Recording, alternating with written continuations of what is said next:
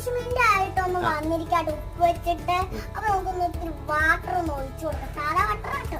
എന്നിട്ടോ അപ്പൊ ഇത് സാധാ വാട്ടർ ആട്ടോ ഗൈസ്. ഇതാട്ടോ നമ്മൾ ഉപ്പിടാൻ പോണ വാട്ടർ. നമുക്കൊന്ന് മുട്ടാം. ഞാൻ ഒരു പൊന്നി നിൽക്കുന്നില്ല അല്ലേ ഗൈസ്.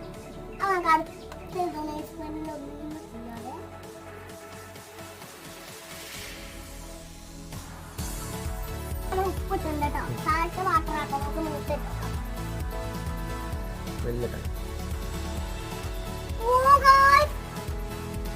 പൊന്നി നിൽക്കണോട്ടോ. എത്രണ്ട് സക്സസ് ആയിട്ടോ.